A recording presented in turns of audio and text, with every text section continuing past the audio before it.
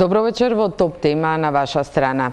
Над 660.000 гласачи вчера излегоа на референдумот, од кои 91% и повеќе од 91% гласаа за.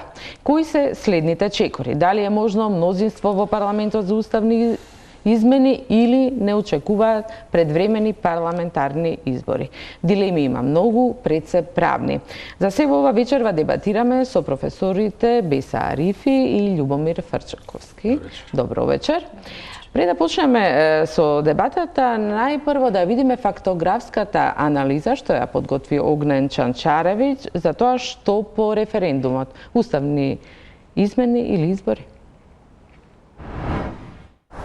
Ако нема договор со опозицијата за уставни измени и почеток на процедурата за усвојување на амандманите кои произлегуваат од договорот со името, единствено решение се брзи предвремени избори. Со ваква изјава синоќа по објавувањето на резултатите од референдумот, премиерот Заев ги најави идните активности. На неколку часа по затварањето на гласачките места, тој ја фрли ракавицата и најави предвремени избори на 25 ноември. Ако одлучиме да одиме на избори, уште еднаш напоменувам, избори би требало да има само ако тоа е неопходно.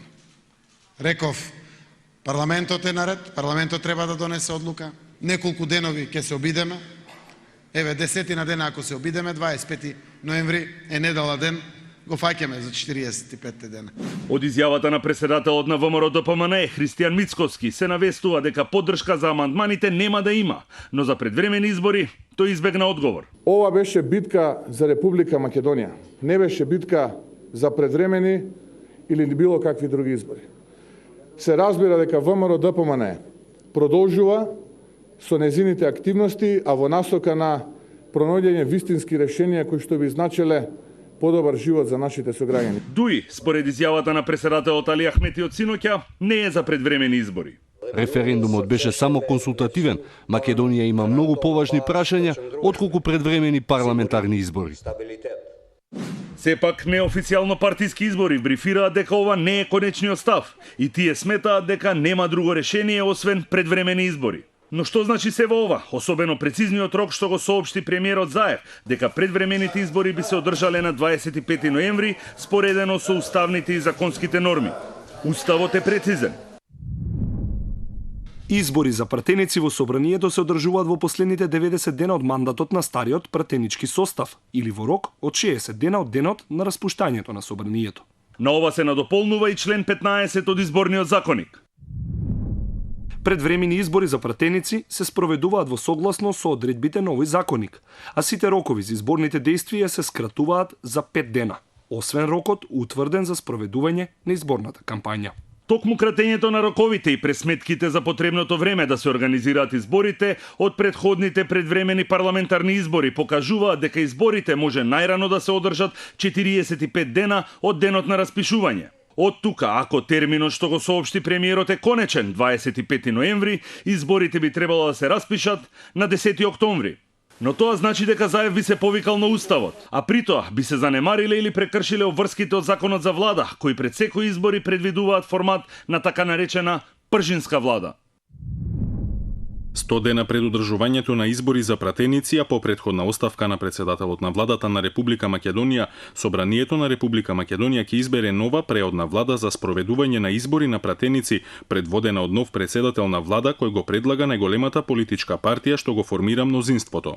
Премиерот денеска изјави дека ќе си остане на зборот за пржинската влада. Законот, уставот ги предвидува сите следни чекори, тоа е решено. Добро е што однапред на лидерски средби решено, парламентот ги усвои промените во законот за владата, така да ако дојде до тоа да формираме влада, тоа значи ќе очекуваме веднаш технички министри за внатрешни труд и социјала, заменици министри кои ќе се предвидени, технички премиер, се стигат роковите, да, тогаш се скратени рокови, се оди во согласно закон и устав во брзите постапки, имајќи во предвид дека треба да стигнеме и до роковите со Грција. Тоа е важното, но сето тоа е решено, постои легислатива, законодавство и такви решено. Но проверката на топ тема на ваша страна покажува дека законите не познаваат скратени рокови за функционирањето на техничката или пржинска влада, па за денешната изјава веројатно ќе треба дополнително толкување. На крајот клучно е прашањето: зошто брзи избори?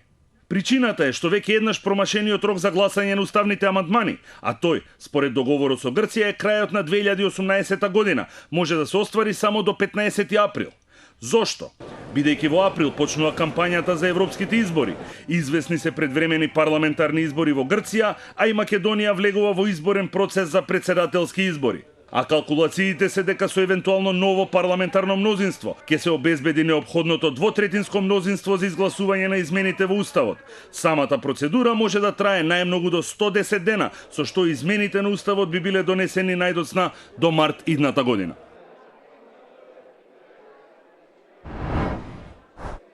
Тоа беше фактографската анализа на Огнен Чанчаревич. Навистина многу дилеми се отвараат по референдумот, но пред да поминеме на изборот што најчесто и го слушнавме и во овој прилог и се почесто од како заврши референдумот, господја Арифи, какви последици има ова референдумско изјаснување? Па најпрви треба да се каже дека на овој референдум се слушна еден силен глас кој што беше во склоп на поддршката на договорот од Преспа, бидејќи бројката која што гласаше за во референдумот е сепак бројка која што е многу значајна и која што покажува една силна поддршка кон овој договор. Како што беше и порано кажано, ниту една коалиција која што досега добила на избори не успеала да дојде до таков резултат, што уште еднаш ни кажува дека постои така една силна поддршка, особено, значи, како да кажам, во еден по-прогресивен дел од граѓаните, кои што навистина ја гледаат својата иднина во НАТО и во ЕУ. Од друга страна, значи, последица на некои проблеми кои што веќе подолго време ги имаме, е и тоа што цензусот не успеа, значи, да се достигне, што уште една се поврзува, значи, со проблемите со нашиот избирачки список, со фактот дека од 2 милиони гласачи, од 2 милиони граѓани имаме 1.800.000 гласачи, што е навистина голем проблем. Од друга страна, проблем беше и фактот што не успеавме да се пребројуваме како што треба и да знаеме конечно кој е за и кој е против овој договор, бидејќи очигледно најголемата опозицијска партија одлучи да бойкотира тој ден. И третиот проблем е што навистина не е проблем, туку е реалност. Фактот што навистина има одредена структура на луѓе кои што сепак се против НАТО и ЕУ во оваа држава, а тоа се виде и значи во самиот референдум вчера.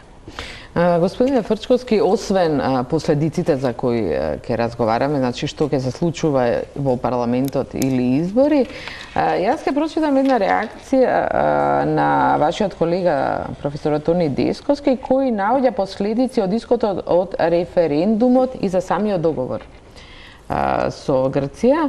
Тој се повикува на членот 2 став 4 точка од договорот, каде се вели дека е пропишано дека поддршката на Грција за членување во НАТО е условена од исполнување на два кумулативни услови.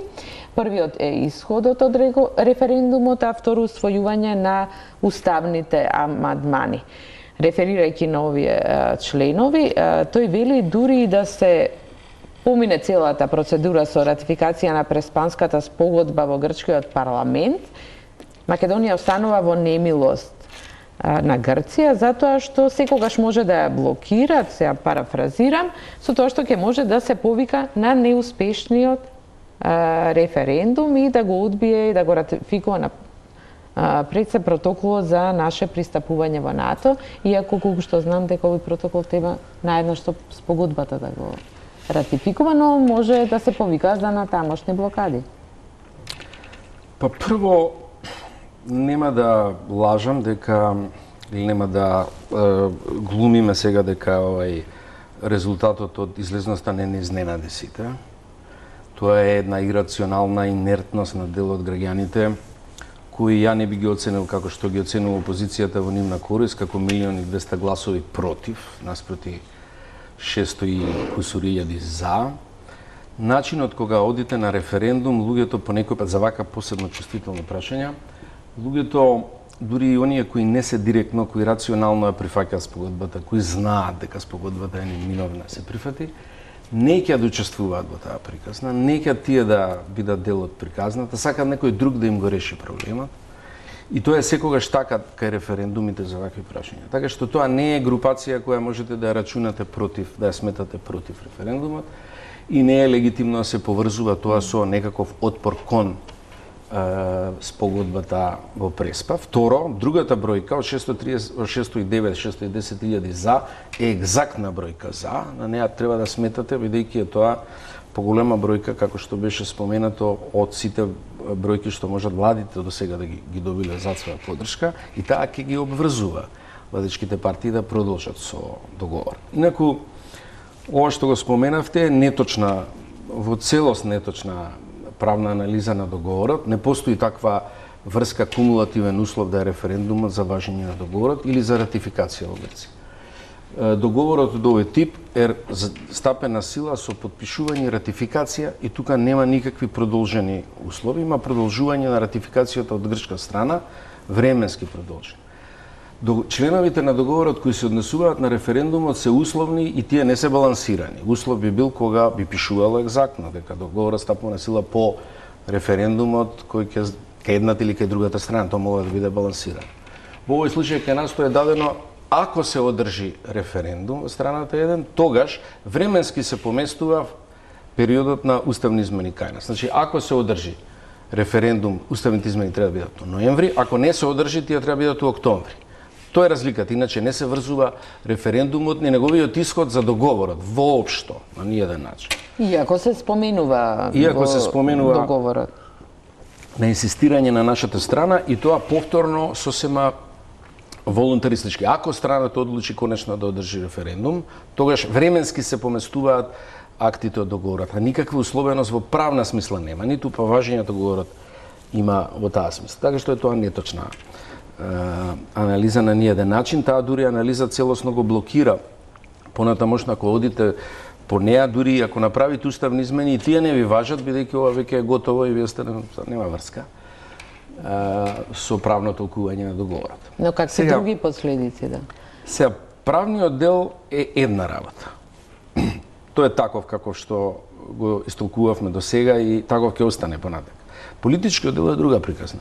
Политичкиот дел е товар на некој начин и за владичката коалиција, која оваа бројка на за ја носи зад себе, меѓутоа истовремено сега и даде крила на опозицијата да го блокира овој процес, со тоа што референдумот не успеа. Бидејќи он консултативен, они немаат обврска неуспешноста на достигување цензусот да ја држат како фундаментална пречка, бидејќи консултацијата оние кои изјасниле, се изјасниле за и тие на таа бројка ќе се повикуваат. Но политички може да имаат отпор опозицијата да не се согласи на гласовите да ги даде за тие измени што шефот на опозицијата го најави.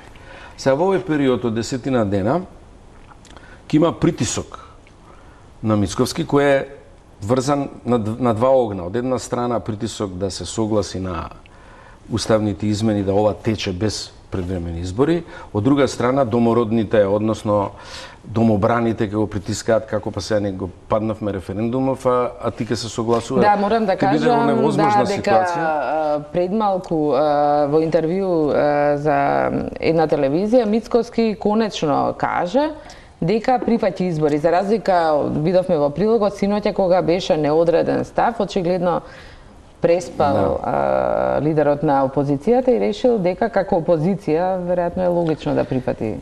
И тука сега ќе има една приказна внатре во парламентот. Опозицијата ќе игра на таа карта да ги блокира, да ги одолжи изборите, да ја користи оваа тема на пораз на референдумот, а од друга страна Заев, односно владечката гарнитура ќе треба тие рокови да ги фати и да ги избори да ги стокми изборите сега во тие тесни рокови какви се досега непрактикувани, така што ќе ги анализираме тие.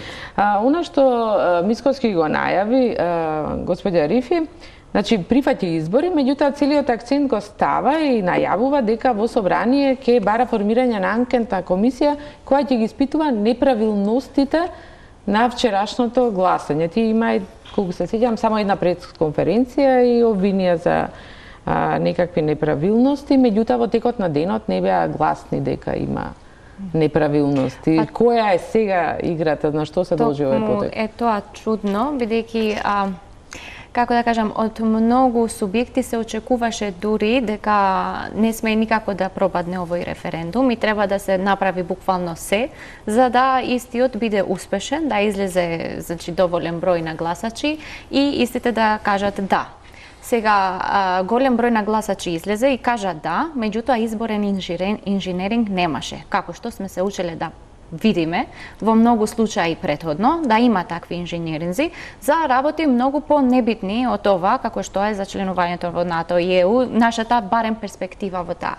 Да имаше таков инженеринг, имаше друг цензус вчера. Да имаше такви нерегуларности, вчера немаше тоа да заврши со 36%. Тоа беше пример како луѓето одат слободно да гласаат, според свое уверување и без никакви притисоци, како што сме научени да ги видиме во минатото. Значи, немаше, не знам, не се виде никаков таков притисок со такви списоци каде што граѓаните, значи, ги демнат, како да кажам, гласачите дали излегуваат или не и така натаму. Така што навистина не можам да разберам каде тој го гледа тие неправилности, веќе доколку имаше такви неправилности, резултатот ќе беше многу поразличен од ова, така што логично е да немало, значи така. Имаше и цензус. Имаше и цензус, значи ако работата беше тоа да успее, со таков притисок тоа ќе успееше. Со самиот факт што немало притисок, значи ова е реалноста на луѓето колку излегуваат да гласат, без некој да врши притисок врз нив, без некој да ги условува со административни работни места, без да отвара не знам колку партиски штабови по соседства и значи тоа е реалноста колку луѓето излегуваат на гласање без некој да ги тера и да ги носи цело време на гласање. А сега каде Мицковски таму ги гледа неправилностите, сигурно тој самиот ќе објасни во таа негова... Нели има ли контрадикција во тоа да се бараат избори? Се знае дека се кратки роковите, но се бара и анкетна комисија за неправилности на референдумот. Од прва страна, технички референдумот беше скоро безпекорно изведен, меѓународните мониторизи тоа го потврдуваат, така што тоа ќе биде многу тешко да го... Меѓутоа, интересот кој го споменав на крајот на претходниот став е дека неговиот интерес на опозицијата ќе беше да го пролонгира што може повеќе ова, да се втопи тоа во некаква предизборна кампања, ако може во Грција, сето тоа да се искомплицира и целиот процес да се изблокира. Тоа ќе биде нивниот интерес пред изборите. Идејата е, доколку се оди на избори, да не се дозволи таков тип на лоша еволуција, односно спирала, и да се оди со јасни рокови и со притисок тие да се остварат директно, затоа владата има мнозинство. Ако се добие меѓународна поддршка во целиот процес, тој треба да се изведе безпрекорно. И сега, тука постои еден ризик. Ако ВМРО ДПМН оцени, а тоа е скоро неминовно да оцени, дека нема да помине добро на тие предвремени избори, дека бројката која е скоро готова со овие 600.000 гласа за коалицијата за, кај нив може да биде преполовена во пратеници, 20-30 пратеници од сегашните 50 и кусур. Вие гледате дека овие гласови за би биле гласови за коалицијата тука? Овие за се многу посигурно гласови за коалицијата, отколку што се гласовите на неизлезените за опозицијата. Тоа да бидете сигурни. За опозицијата би биле јасни гласовите кои би излегле и би гласале против. Вие би имале чиста слика колку тежи бојкотот на ДПМН и колку е таа поддршка за нив јасна. Сега, во ваква матна структура на разни слоеви од разни причини неизлезени, не сакале се инволвираат и разни други комбинации кои кај референдумите постојат, тие не може да сметаат на тоа, на таква бројка и нивниот интерес ќе биде маглење, одолжување, правење смут во парламентот, ако е возможно што подолго и подолго во таа приказна.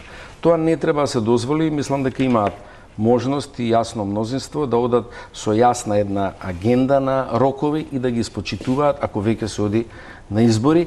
Мислам дека ќе се направат уште еден-два обида да се направи нешто во парламентот во деновите што предстојат.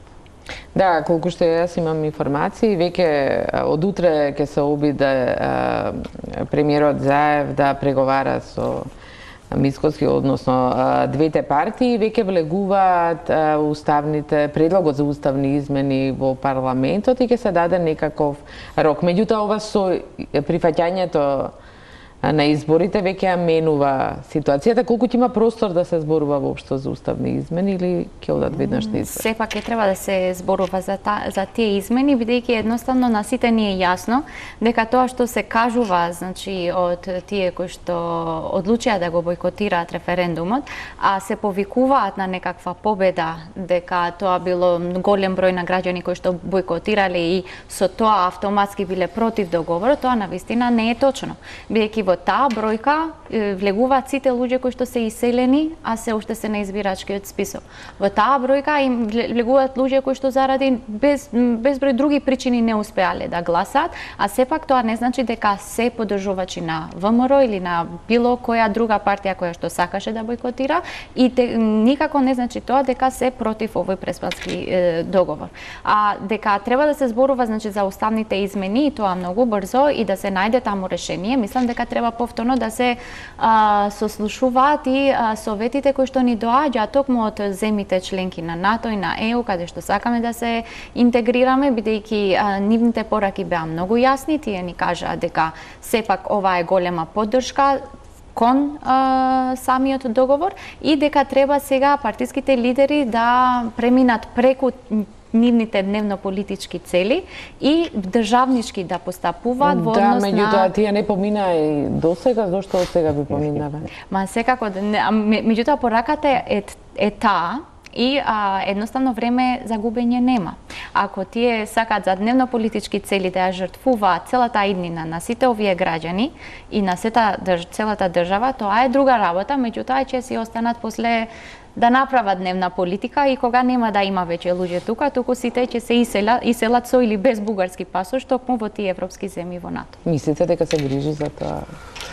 Па прво се грижат противниците воопшто на еден пример за тоа дека тие не може да сметаат на гласовите кои абстинирале од различни причини, се всушност гласањето на албанците. Они не извадија ни 80.000 гласови за, а нивниот капацитет е негде 200-250.000 највеќе, 200.000 можеби... Зошто не се мобилизираше албанското? Не, само да кажам, поента, па потоа ќе зборуваме за тоа.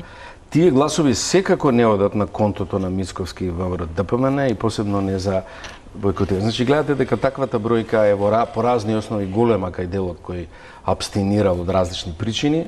Примерот за албанците, тоа е 150.000 или 130.000, секако не може да смета дека ќе ја поддржат опозицијата сегаш на следните избори. И такви има многу групи од различни инспирации. Сега, зошто албанците не можем да... Знаете, многу ми е тешко да проценам зошто македонците прво и основно, пошто тоа прашање кое ни ги тангира, не може да проценат и зошто на таков ризик ја поставуваат собствената земја и собствените фамилии, собствените деца, да останат во дупка, во кал, изолирани, држава која скапува надвор со ризик да скапува надвор од интеграциите и било какви перспективи, и да тоа го сведат на, да речеме, сентименти, емоција, некој ми ја во тоа да учествувам, тоа е некој друг што го направил, сето тоа е, мислам, може да разбирливо, неприфатливо, пошто ризикот е огромен. Не можам да проценам, немојте да барате од мене рационална анализа, не можам да ја дадам, бидејќи навистина е ирационален гестот, независно колку е прашањето емотивно за нив и како е осетливо и така натака. Но сега на нас е да не ја испуштиме независно од тој момент на слабост и од момент на осетливост кај било кого, оваа прилика. Значи, во таа смисла се треба да се направи, внатре во парламентот, избори, ние мора да ги фатиме роковите, ние не можеме да испуштиме оваа прилика, затоа што има луѓе кои сакаат да се самоубијат политички под наводници или да повлечат земјата со нив и со нивните илузии. Тоа е основа за една лакановска анализа на тие колективни виктимолошки моменти кај нациите жртви, но на тоа немаме време сега да го анализираме. А околу албанското гласачко тело, зошто беше толку низок? Како вие го објаснувате тоа? Имаше и кампања дури. Така. Најпрвен треба да се укаже на фактот дека колку и да е тоа ниско, нормално е ненормално ниско во однос на тоа колку се очекуваше, значи излезеноста да биде и во оглед на кампањата каде што за разлика значи од македонскиот блок, албанските политички партии беа прилично склопени во тоа дека сите се за излегување во референдумот. Меѓутоа, мислам дека таму има повеќе фактори кои што влијаја. Најпрвин, политичките партии не ја направија истата активност што вообичаено ја прават за своји избори, како да кажам, за избори за свој мандат. Не беше добро објаснето до граѓаните дека тоа е нешто надпартиско и дека тоа не се поврзува значи исклучително со мандатот на позицијата или опозицијата на албанците. Од друга страна, значи и кај албанците се огледува фактот што за многу долг период гласачите стануваат се повеќе мрзливи. Нели, значи некој треба нешто да им вети, па да ги носи, па да ги донесе од гласачко место и така натаму. За одредена група луѓе тоа уште функционира бидејќи на тоа се научени од самите политички партии кои што нив ги представуваат. И тоа е реалност и кај двете страни, не само кај албанците. И на крајот мислам дека има уште еден клучен фактор. Може би албанците не сакаат значи ова прашање самите целосно да го решаваат, во однос на тоа да излезе значи излезноста да биде многу голема кај албанците, па да испади на крај дека албанците се најзаинтересирани да се менува името на државата. Го сменија името на македонците. И тоа е дел од тезата, меѓутоа не е оправдување фактот што е пак под 50%. Учествувале и воделе кампања за тоа, не успеа да објаснат. Значи јас се разбирам тоа да беше значи да не се прифаќаше да има цензус, како да кажам, 90%, 80%, меѓутоа очекував дека 50% барем ќе биде. Инаку во единица 6 секогаш има проблеми со цензусот, тоа е и така, значи и процесот на иселување има значи свое влијание. Меѓутоа тоа сакав да кажам дека е тоа повеќе фактори влијае на тоа и некои фактори се заеднички и со македонскиот блок, како да кажам, и гласањето на етничките македонци, така условно да кажам. Меѓутоа треба да се има предвид и тоа дека ете како да кажам, значи албанците направија чекор можеби во 2016 година, меѓутоа тоа беше како да кажам урнисување на еден режим и така натаму, меѓутоа ова беше сепак прашање на кое што гласовите на етничките македонци сепак се очекуваше дека треба да бидат посилни. Да. Дали Заев ризикува многу со повикот за избор? Не. Да се пропушти прилика? Не, знаете, нема што. Мислам дека Заев нема ни избор тука, некој голем. Инаку тој ризикува, меѓутоа до сега неговите ризици беа добри за нас, беа добри за државата. Фала Богу беа изведени, посебно во падот на режимот и во отварањето на аферата на тајното прислушување, во целиот овој процес. Но не мислам дека сега има било каков избор, неговијата агилност да се одржат роковите и по секоја цена да се избутка Преспанскиот договор, фала Богу морам да кажам, има поддршка во овие моменти на дилема или би сега резигнација кај македонското гласачко тело. И мислам дека и повторно тие потези на ризик ќе му се исплатат. Ја не мислам дека ќе поминат лошо оние избори. Мислам дека ќе ги добијат изборите глатко. Сега не знам каков ќе биде односот кај ВМРО, ДПМН, но мислам дека ќе паднат далеку под овој број што сега. Мислите дека нема да се обиде да убеди дел од пратениците на ВМРО ДПМН сепак да гласаат за уставни измери? Фалат 9, а Мицкоски вечер во исто изјави дека ниту еден пратеник на ВМРО ДПМН нема да гласа за уставни измени, иако некои гласаа на референдумот вчера. Тие секако ќе се обидат тоа да го направат и мислам дека ќе бидат искрени, целосно ќе го исцрпат таа опција, нема да калкулираат со тоа, па дури потоа ќе одат на избори. Изборите се секогаш губење енергија голема и блокада на државата на некој начин во сред на овој процес. Баш кај целата приказна беше малку компрометирачка за тоа каков народ сме, што уствари сакаме. Погледајте ги сите постови во соседството. Некои прават мајтап со нас, некои констатираат референдум пропо македонци и остали балканци. Прилика целата приказна е тоа. Нема некое големо разбирање, бидејќи прашањето е прилично јасно и прилично црно-бело. Знаете, имате перспектива онака баш напред и удупка. И да ги изберете удупка, ги шокира луѓето со кој тип на луѓе имаат расправа утре. Ето, мене ме изненади тоа на некој начин. Иако морам да кажам, да не биде тоа малку непријатно за нас, мене ме обвинува да тој тип на либерален елитизам, па зашто избори, па зашто практично ни една добра работа што поминала у Македонија, не поминала преку референдум, освен првиот референдум за независност, кога сите беа на таа страна, да, меѓутоа прашањето не беше повторно со едно морско прашање.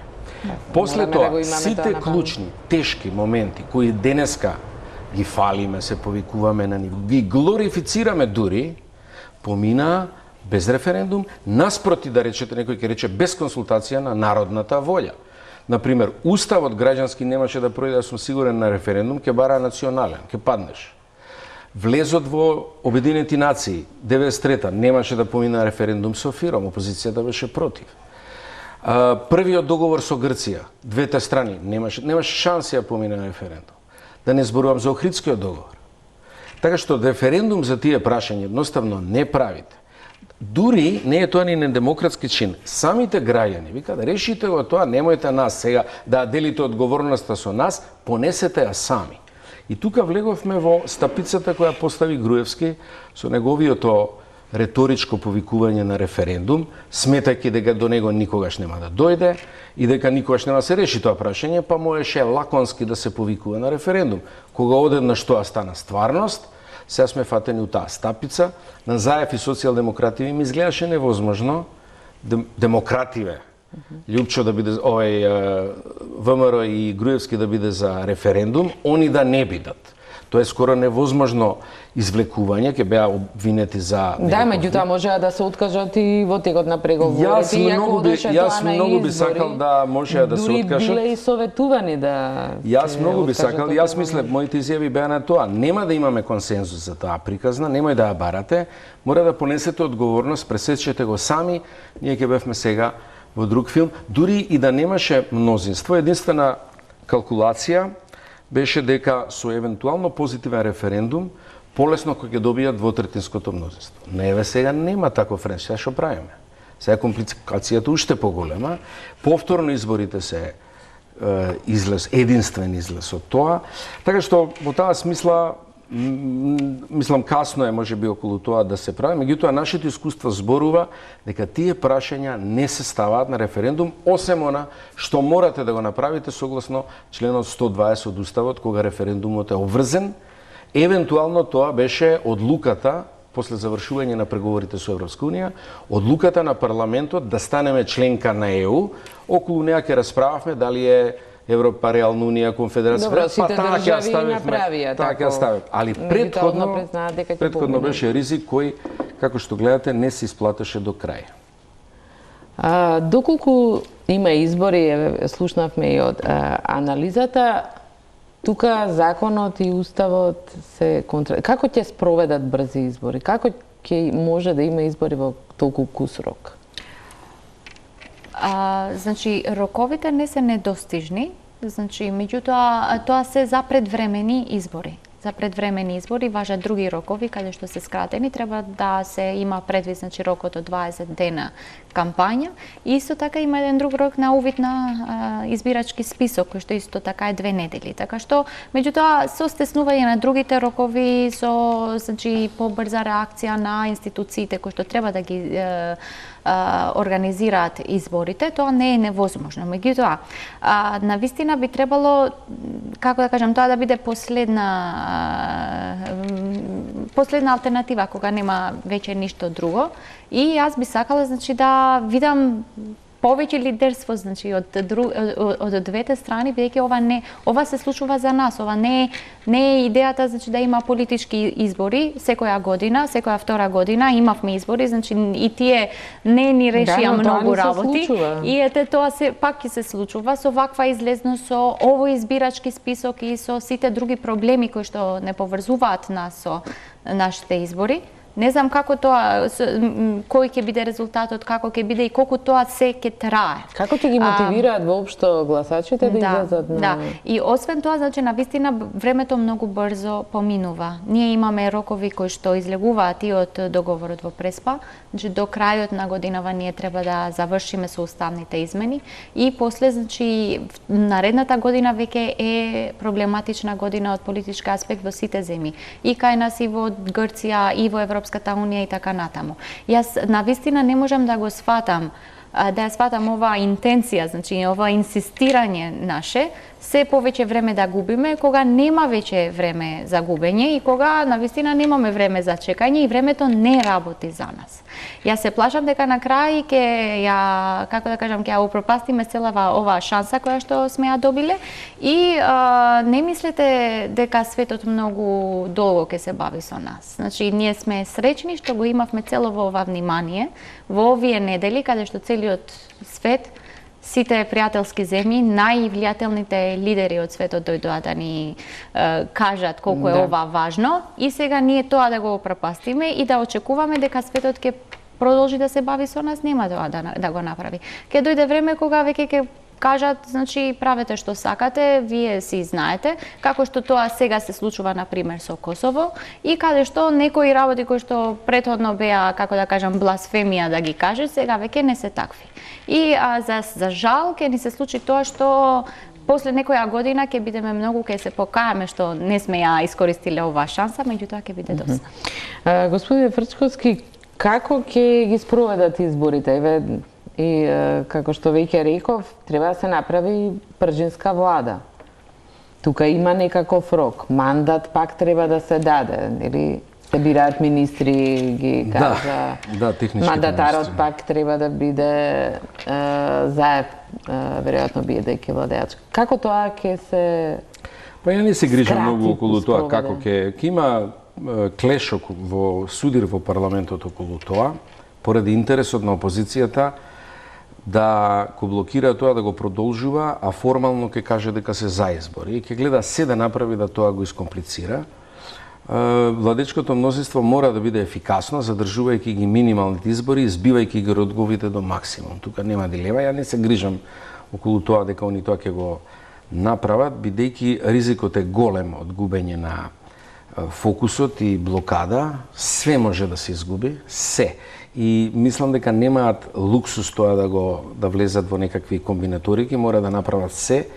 Они ќе се обидат све да направат претходно во парламентот, ако имаме среќа сите да успеат некаков дил да направат, може да се случи да му понудат на опозицијата да и понудат да гласа за уставните измени, а да има нормални рокови понатака подолги за подготовка за предвремени избори, со пржинска влада, сите рокови да бидат нормални, така да се продолжат роковите, но тоа зависи се од преговорите. Од една до друга страна, се плашам дека можеме да бидеме ставени, кога овие рокови ќе бидат така набиени и исполнети, со лесна игноранција на притисокот на опозицијата да блокира, и со нивната свест дека нема да поминат добро на изборите, може да се случи на сценарио 94-та година, они да бойкотираат, па сега избори предвремени, па да стојат надвор од парламентот, кога ќе видат дека во парламентот со 25 пратеника не можат ништо направат, може само да легитимираат туѓа власт. Верувате дека некој после 94-та и она што го направи Љупчо Георгиевски сега повторно ќе оди 4 години. Опозицијата е од чудна работа, они немаат програм. Они се тотално дезориентирани. Они се сега и наедчи на опозицијата и пржински договори, немаат никаков друг програм и во таа ситуација и поделени се внатре. И во таа ситуација тој вид на одлуки се или ништо, одиме надвор што имаме добиеме, не се невозможни. Но ништо не треба да ја спречи мнозинската групација да го избутка овој период, држејќи се до рокови, држејќи се до процедурите до крај, но до крај без никакво попуштање. Оваа шанса е многу поважна за Македонија, отколку за суетите на опозицијата. Да, но еве ги гледаме како тоа ќе го избутка, како ќе ја спречи опозицијата да не одолго влекува во парламентот. И Сања, да отвори опозицијата против предпанскиот договор. Видите, они имаат мнозинство тоа да го направат. Значи роковите, евентуално промени во законот, ако добијат технички министри ќе стават, ако не даде опозицијата, некои делови од опозиционите партии, ако не таа, мора да се договорат, не смеат да им пуштат да одоговлечуваат и да блокираат. Не смеат тоа да го направат и треба тој рок да го испочитуваат. Затоа што не е тоа прашање колку мандата ќе добие СДС. Ама навистина е точно тоа, никој нема симпатично од двотретинско мнозинство да биде влада, тоа е окей. Меѓутоа, од друга страна, ризикот што сите губиме од тоа, не им дава нас толеранцијата кон нивните договарања партиски ја прави минимална. Мораме да завршиме ова, нашиот дел од домашната задача мораме да завршиме. Потоа стои Грција, кај Грција е состојбата исто така од нашите гестови ќе има импликација, Добро, ќе се навратиме при крај на последиците и што на меѓународен и пошироко поголемата рамка. Господи Арифи, мислите ли дека може или на кој начин, што треба да се промени, закони да менуваат, како ќе ги по брза патека ќе ги спроведат овие избори? Не, јас реков значи дека тие роковите не се недостижни. Може да се достигнат и сега, ако се инсистира на, како да кажам, треба да се прави разлика меѓу времињата кога се инсистираше за пржинска влада и зошто тоа се правеше. Дали сега имаме услови за пржинска влада и дали има, како да кажам, причина за такво нешто. Да, но влезено во изборен закон. Така. Меѓутоа, за предвремени избори се тие роковите и во тие рокови треба да се движи парламентарното мнозинство, доколку сака истото да го направи до 25 ноември. Доколку нема таква можност, значи навистина мора да се најде решение. Две се, или ќе се договорат сега, или ќе одат значи во предвремени избори. Меѓутоа, јас се слагам дека тоа треба да се направи брзо и дека време нема. Едноставно, ако ние не успеваме, значи кажуваме дека имаме референдум, на референдумот не е тоа дел од договорот, не е тоа, како да кажам, клучен момент во договорот, ниту е пак услов од договорот. Океј, значи се оди понатаму, меѓутоа уставните измени се услов од договорот и тоа се наша домашна задача. И во правото значи момент кога на власти се брза, ама на опозицијата воопшто. Така, меѓутоа таму тука треба да се тој судир кој ќе покаже лидерство и треба да се направи значи во однос на тоа и како да кажам и пак меѓународната поддршка и сето тоа, значи да премине во дело и да се најде начин како тоа да се направи. Ако тие роковите реков, значи може да се достигнат, меѓутоа треба брзо да се одлучи што понатаму и како. Да ве прашам ми, доколку одат на предвремени избори, веќе почна да се зборува дека референдумската, да кажам, коалиција, условно коалицијата за, ќе биде коалиција изборна. Значи ќе биде Европска Македонија, коалиција за Европска Македонија. Можна ли е една единствена листа со оглед дека без алијансата на албанците бие условилен, например, со други измени во уставот? Мислам дека треба да се свати дека тој момент е за овие уставни измени и дека клучниот момент е да се оди напред во интеграцијата во НАТО и во ЕУ. И јас навистина не знам како тоа веќе да се објасни дека доколку се пропушта овој воз, не е веќе битно како ќе изгледа нашиот устав во иднина и кој колку права таму ќе има. Доколку не ги имате НАТО и ЕУ како гарантори на тие права, џабе ви се тие права. И затоа мислам дека тоа е клучната поента. И јас очекувам да има таква коалиција, дури предизборна, и да се оди со заеднички избирачки список, доколку навистина дојде до таму. Најубаво би било луѓето да се освестат и тоа да го направат без дополнителни избори и така како што им прилега на одговорни политичари. Доколку тоа навистина се исклучува и немаме такви, тогаш на избори значи треба да се излезе со јасна програма. Значи, овие нудат ваква алтернатива со ваков договор, со јасно одредени цели и со јасен одреден, како да кажам, распоред. Овие другиве што нудат? Ако не нудат ЕУ и НАТО, што е алтернативата? Па да има две изборни програми, да видиме кој за што е. Може ли сега ќе искористат во сите политички вакви преговори и игри, без алијансата, да го зголемат својот политички капитал? Не мислам дека тоа ќе се случи, али одлична идејата да се оди со една таква широка коалиција, истата коалиција од за да се преточи би било тоа. Таа е многу добра идеја и тоа треба да се направи. Тоа спектакуларно би ги измешало картите во и би ја превртело на една иницијатива, би добила владечката гарнитура со една таква широка коалиција, може би отворени листи, ќе видиме како тоа ќе се оди. Тоа е добра идеја и ќе треба да ја фокусира, да ја стесни изборниот судир на референдумското прашање. Значи, тоа треба да биде продолжена кампања од референдумската кампања. За тоа прашање, тука ќе се рачистиме. Вие сте за останување овде со алтернатива Евроазија, тоа што го зборите ставете си го дома, тоа лажете околу тоа, бидејќи предизвикавте криза политичка и одиме на избори заради вашето обструирање на операцијата да влеземе во ЕУ и НАТО. Тоа мора да се расчисти до жилет, до кристал на изборите, кој е зашто, и со тоа треба да се влезе, да се стави под ризик целата приказна, јасно да се прикаже раздорот. Ја мислам дека во таа смисла владината коалиција ќе ја добие бројката која доби на референдумот. Дали може би беше погрешна проценка да не се зборува во целата кампања за договорот од Преспа? Повеќе се одеше ЕУ, НАТО, ова што вие го кажувате како за изборна кампања, бидејќи заради чувствителноста, емоциите за кои го слушнав тој коментар, дали евентуално требало да биде објаснувачка кампањата повеќе помека. Да, информативно. Не мислам, од сегашен аспект како тоа излезе, не мислам дека тоа ќе предизвикало било каков ефект. Ова се луѓе, различни групи на луѓе, кај македонците зборувам, кои едноставно не сакаат да се вмешаат во таа приказна. Не да се против, они може да знаат дека тоа е неминовно. Може би и да не слушаат многу за не само тоа, Република Северна Македонија. Не сакаат да бидат дел од таа приказна, не сакаат таму да влезат. Тоа е ирационален однос, некој пат емотивен, и не мислам дека тоа објаснувањето на договорот ќе им го расчисти или ќе ги мотивира за тоа. Бидејќи кај објаснувањето на договорот... Мислите ли дека им е јасен?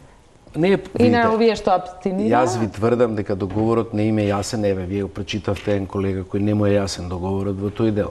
Ја ви тврдам дека колегите кои се од уставно право на нашата катедра или не сакаат да им биде јасен, или не им е јасен. Вие кога пишуваат, ви читате што пишуваат, како да пишуваат за некој друг договор, како не за овој, како да не го прочитале.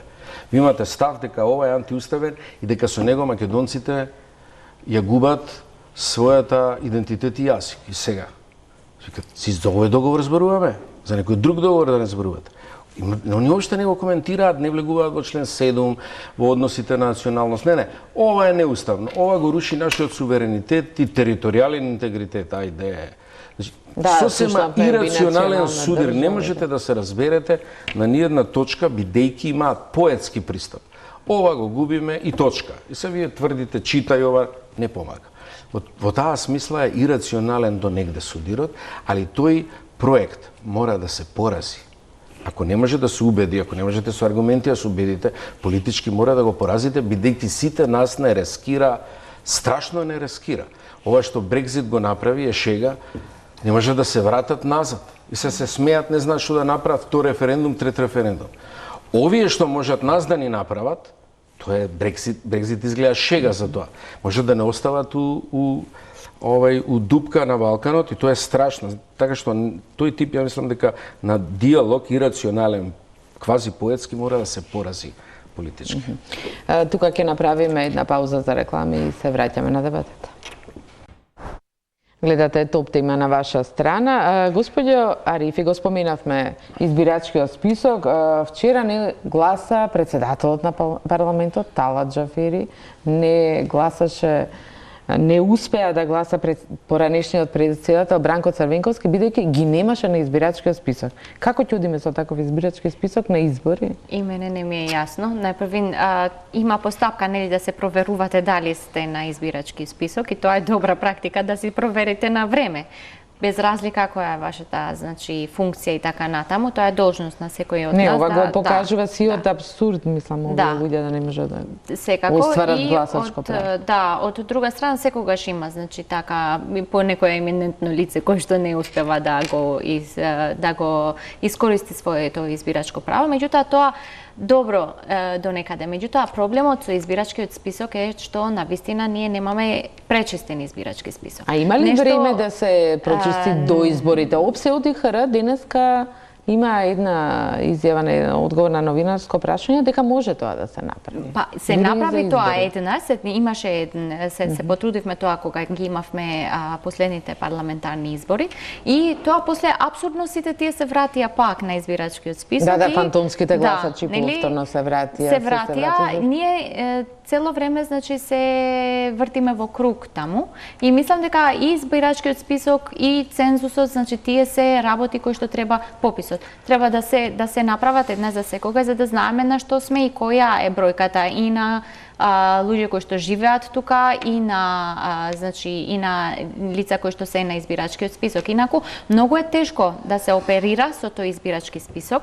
Секако политичките партии веќе се научија на тоа, значи некако оперираат со тој избирачки список. Ние функционираме веќе неколку години. Меѓутоа кога имаме веќе вакво слободно гласање, како да кажам, без некои политички претензии партиски секојдневни, тоа се рефлектира колку всушност е важно како прашање. Разбирате, не може да се третира на ист начин, истиот цензус и после има големи последици врз основа на референдумот и целиот процес во кој што сме се навлекле. Инаку да, беше прочистен избирачкиот список, можеби и со оваа бројка цензусот сигурно ќе беше надминат. Што може да направи, како ќе реагира меѓународната заедница и господја Арифи ја прашав, тие апелира, повикуваат, доаѓа, никогаш ова не ни се случило, повторно повика, синоќа кажа дека очекуваат во парламентот да се реши.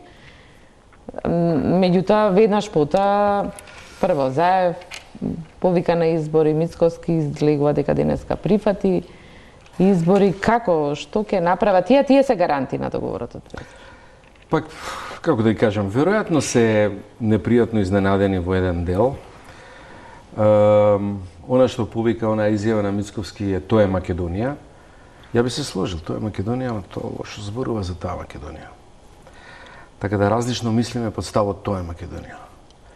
Едно, меѓутоа проблемот со списоците, да се навратам само кратко на тоа, нема да биде голем проблем кај изборите. Тоа кај цензусот на референдумот се покажува како проблем. Кај изборите не, таму абстиненцијата и гласовите кои фалат им се надодаваат на партиите што добиваат и практично они ги кумулираат тие гласачки места, така што тоа нема да биде проблем. Не знам, ако влезат во пречистување, нека влезат, не знам ако имаат шанса за тоа, али нема да има голем проблем како што е проблем за референдумот, и веројатно после тоа со тоа треба конечно да завршат. Странците од еден дел ќе им дадат поддршка, мислам недвосмислена, цела оваа гарнитура што не поддржуваше до сега на резултатот за, кој е екзактен.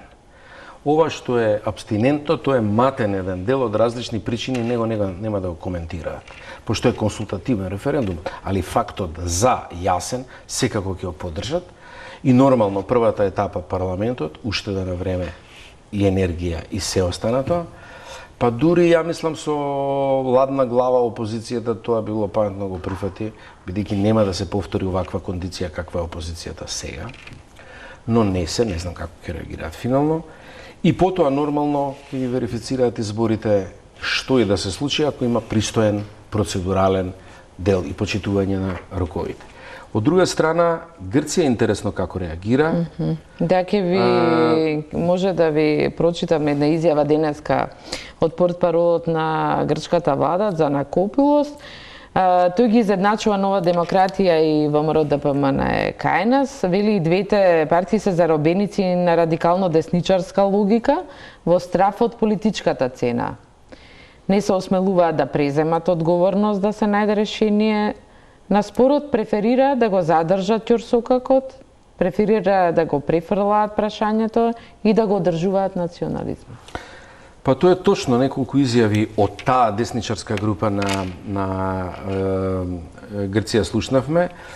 Од тоа дека народите не сакаат да се договорат, дека тоа треба да остане така и дека тоа е уствари. Они сметаат дека ние сме у полоша позиција и мислам дека имаат право, што сметаат дека ако остане тоа така, ние сме у полоша позиција во Грција, дефинитивно. Но главната групација која зема одговорност да го решава има изјава која е, например, спротивна на овој правно толкување што го прочитавте. Ципрас даде изјава дека ги поздравува бројката за договорот и дека очекува да се продолжи со парламентарно остварување на нашите обврски од договорот и дека они својот дел од работата ќе го завршат после тоа. Така да тоа зборува за недвосмислено следење на обврските договорот од двете страни како одат кумулативно. И затоа нашиот дел од работата мораме да ја завршиме и треба да ја завршиме на време. Во таа смисла ние имаме се уште шанса, треба добро да се одигра. Тешка е, потешка е, полни сме со резигнација околу гласање на нашите луѓе, но треба да се продолжи понатака, ова шанса не сме да испуштиме. И уште нешто, ако бројката на абстиненти е голема, дали тоа може да значи дека на избори мнозинството нема да го добија, како што се надева Заев, може би двотретинско со голема коалиција, што ако добие едно просто мнозинство или пак ако победи ВМРО-ДПМН?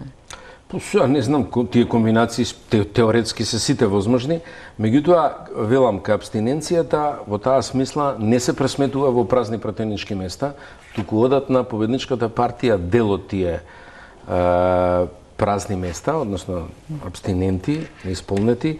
Ја мислам дека она на што владечката коалиција ќе се подпре, тоа е екзактниот мобилен дел кој се изјаснил за. Се гледате, тие луѓе искочи и гласат. Они викаат сега ние искочиме, немој да не подценувате, да правите комбинации со овие кои не искочили гледаеле сеир.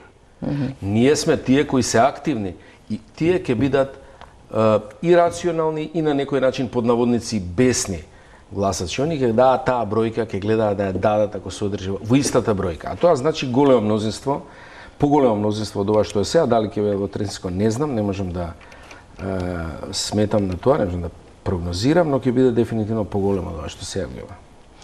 И прашање за крај, за двајца, што ќе се случи, кои се ризиците ако пропадне договорот за Преспа и за Македонија и генерално за целиот регион? Па, за жал, не треба да зборуваме за пропаѓање, уште е рано. Значи, ова е само една фаза, треба да знаеме дека целиот договор ова е меѓу другото, значи причината зашто референдумот не е бил никогаш услов во самиот договор, бидејќи имаше можност да се предвиди нешто вакво, и затоа е рано да се биде песимист, нели? Треба да се гледа кон можноста која што тоа го нуди и да се апелира на разумот на луѓето. Значи мислам дека најголемиот проблем во целава работа е што луѓето не се однесуваат рационално. Нема како да кажам рационално објаснување на тоа што се случува и нема алтернатива која што би била нешто подобро и кон која би се стремиле.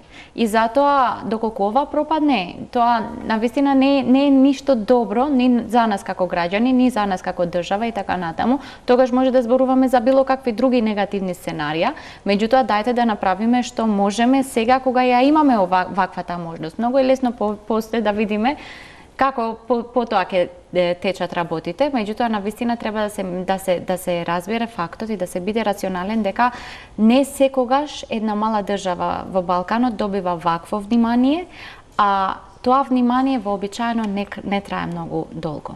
Ние знаеме како е да се биде во изолација 27 години, знаеме како е да биде место во Балканот каде што никој не го посетува, никој не се заинтересира за тоа, дали тоа уште сакаме да бидеме или сакаме нешто друго. Значи тоа имаме можност сега да решаваме, имавме можност и во референдумот да кажавме тоа што сакавме.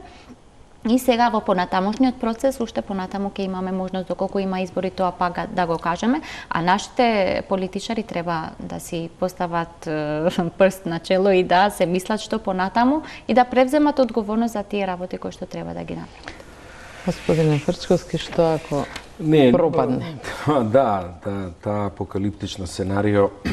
Ништо, ние ќе останеме мафијашка држава која скапува, изолирана од сите, пропаѓа внатрешно, без пари, дефинитивно.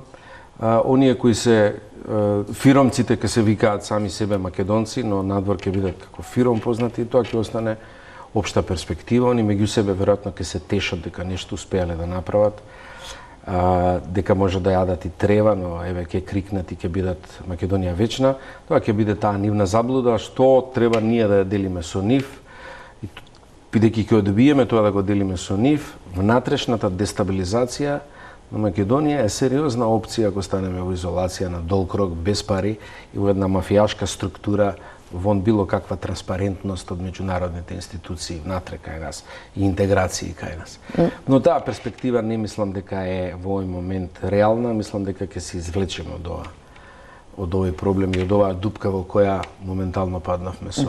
Ама споменавте дека во регионот би се израдувале на во регионот само оваа десничарска, грчка, милитантна, ја би рекол, опозиција околу тоа се радува и го коментира, бидејќи, знаете, тоа може да се случи од мај месец, да има скоро невозможна ситуација за било какви разговори со нив, тоа значи тоа е тотален статус кво, Мицотакис таму ако дојде евентуално, и таа ситуација е практично, не, влагам у тотална изолација, нема ништо благо тука се каже. Ви благодарам за учеството во топ тема на ваша страна. Вам, драги гледачи, ви благодарам на вниманието. Останете со Телма, имајте пријатна вечер.